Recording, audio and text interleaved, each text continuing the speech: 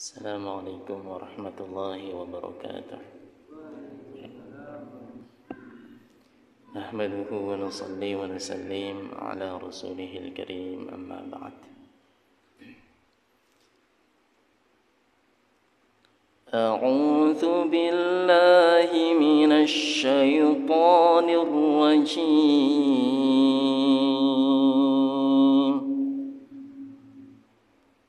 إن الذين كفروا سواء عليهم أأنذرتهم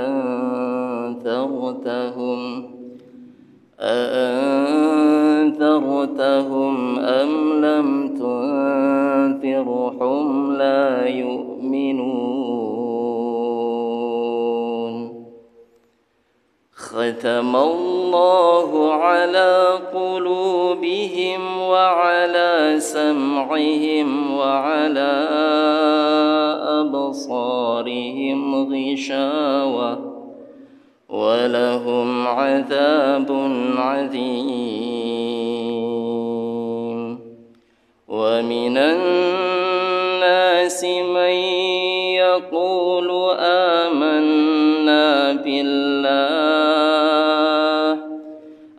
آمنا بالله وباليوم الآخر وما هم بمؤمنين. يخادعون الله والذين آمنوا وما يخدعون إلا أنفسهم وما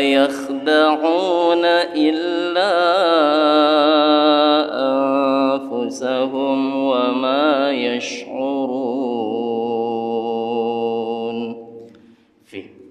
في قلوبهم مرض فزادهم الله مرضا ولهم عذاب أليم بما كانوا يكذبون. اللهم ارحمنا بالقرآن. انظر إلى آية السادسة من سورة البقرة. ختم الله على قلوبهم. ختم الله على قلوبهم. الآن نحن نبحث عن علم التجويد أولا، بعد ذلك ترجمة، ثم قليل من التفسير كالعادة. ختم الله، ماذا نقول هذا؟ الله لفظ الجلالة. كيف نقرأ؟ الله تفخيم. ختم الله، ختم الله، ليس ختم الله، لا، بل تفخيم أو ثخين. ختم الله، ختم الله. كمثل هناك الموجود حرف و ولكن غير جهر. ختم الله، فهمتم؟ ختم الله على لم، ما حكم؟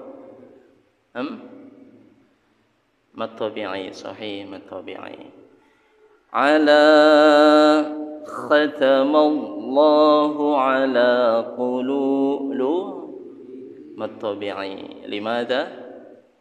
ثم أمامها واو سكون، أو ثم تلتقي بواو سكون.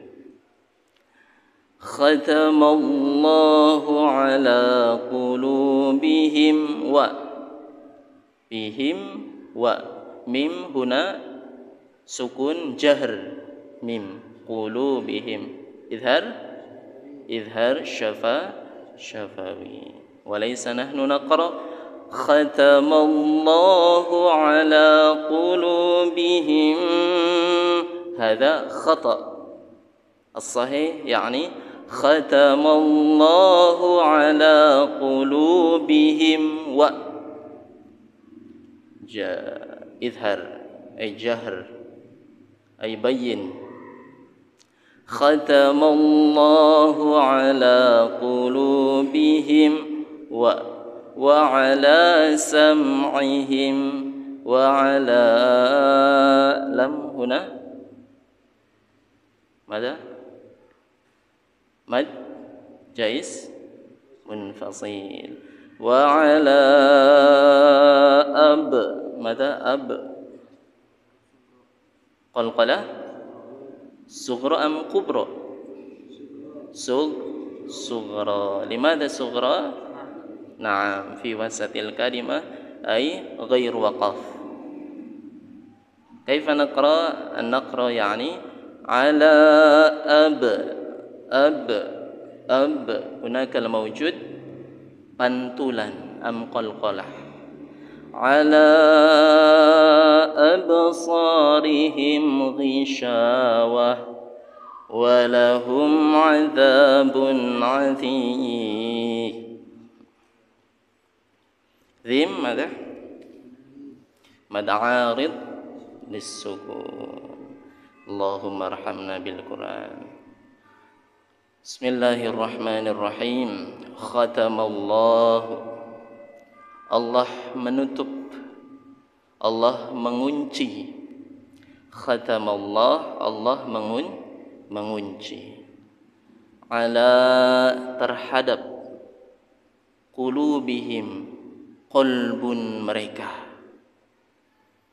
Allah mengunci qalbun mereka Allah mengunci hati-hati mereka Allah menutup hati mereka khatamallahu ala qulubihim wa ala sam'ihim dan terhadap pendengaran mereka bukannya mereka tidak memiliki telinga tetapi menurut Imam Qatadah bukannya mereka tidak bisa mendengar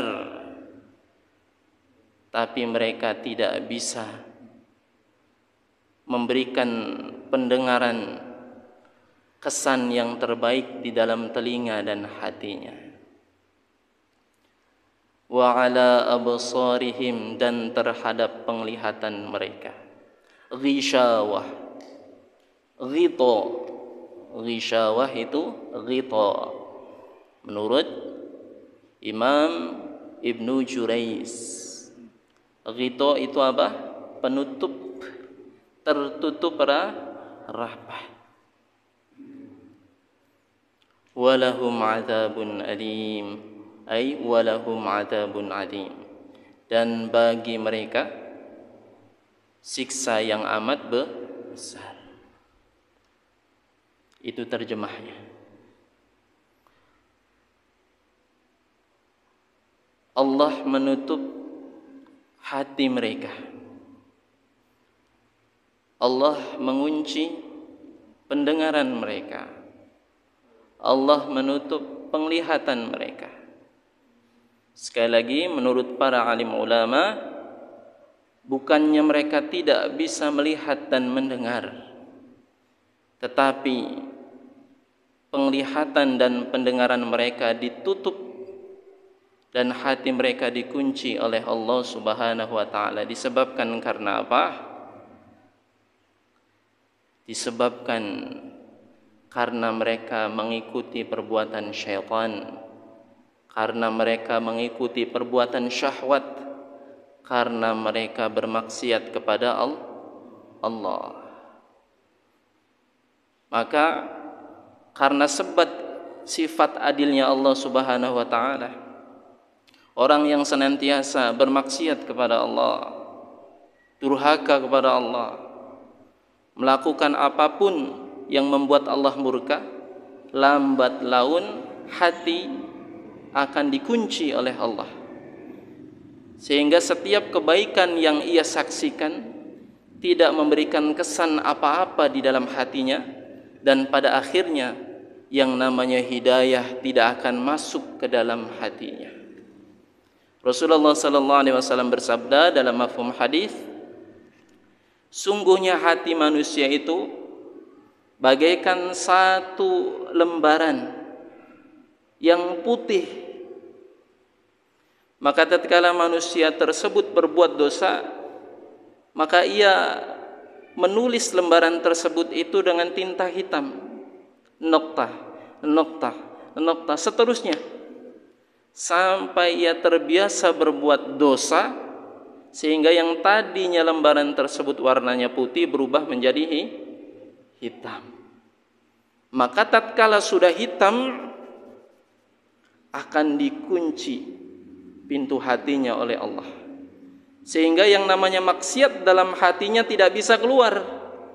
Begitupun hidayah tidak bisa masuk. Maka orang yang seperti ini akan condong kepada kemaksiatan. Sehari enggak judi, enggak enak. Sehari enggak minum khamr, rasanya badan kurang nyaman. Sehari enggak zina, na'udzubillah, badan bergetar, enggak nyaman. Sehari enggak ngomong kotor, sehari enggak melihat maksiat, enggak enak, enggak nyaman. Sehari enggak curang dalam perdagangannya, enggak enak, enggak nyaman, untungnya enggak gede ang Didi. Na'udzubillah. Maka kalau badan ini sudah terbiasa berbuat maksiat, kemudian lantas dia tidak berbuat maksiat, badan yang rasa enggak nyaman, hati-hati. Itu tandanya hatinya sudah dipenuhi dengan noda hitam, sehingga dikunci oleh Allah, sehingga maksiat tersebut tidak bisa keluar dari dalam hatinya. Begitupun sebaliknya, yang namanya hidayah tidak bisa masuk dalam hati. Inna fi khalqis samawati wal ard wa ikhtilafil lail wan nahar la ayatin liulil albab. Firman Allah, sungguhnya kami ini telah memberikan tanda-tanda kebesaranku terhadap kalian wahai manusia. Semua yang berjalan di muka bumi ini semuanya tanda-tanda kebesaran Allah. Kalau yang hatinya tanpa ada noda hitam, niscaya mudah menerima hidayah. Wa ikhtilafil lail, perubahan antara siang dan malam. Matahari terbit, terbenam, ada hujan, ada berbagai macam tumbuhan, ada berbagai macam kenikmatan yang Allah karuniakan di badan kita. Maka kalau ditanggapi oleh hati yang tadi tanpa ada noktah hitam dalam hatinya, dia akan mudah menerima hidayah. Tapi sebaliknya, karena sudah terbiasa berbuat maksiat, Allah memberikan peringatan, Allah memberikan tanda kebesarannya. Terjadi gempa, terjadi banjir, terjadi angin puting beliung, terjadi berbagai macam musibah dan lain sebagainya, tidak tersentuh dalam hatinya. Hati-hati, bisa jadi hatinya telah dikunci oleh Allah Subhanahu wa ta'ala. Hari ini terdengar suara adzan di masjid, di musala, memanggil kita untuk sholat, tapi sedikit pun kita tidak bergetar hatinya. Hari ini terdengar kalian mengaji dengan suara yang menggetarkan hati, tapi tidak sedikit pun tergetar rasa ingin mengaji, rasa ingin membuka Al-Quran yang sudah lapuk, sudah kusam di lemari. Maka hati-hati, jangan sampai hati kita terkunci. Karena pada akhirnya apa? Pada akhirnya kalau sudah terkunci pintu hatinya, walahum adzabun adzim. Hati-hati. Saya mah hidup tuh nyaman aja, meskipun nggak pernah sholat. Usaha lancar ketimbang orang yang sholat.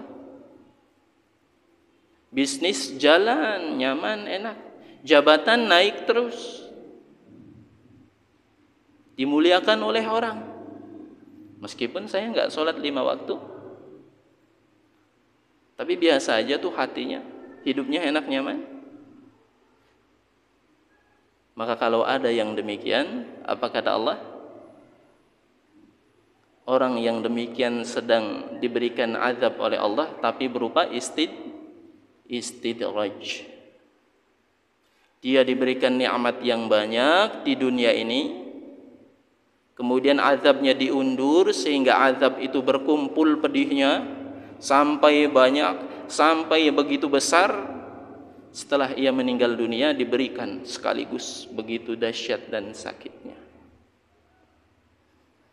Maka tanda kalau dia sedang disayang oleh Allah itu bukan hanya dia diberikan materi yang banyak, enggak. Dia diberikan kesehatan, enggak.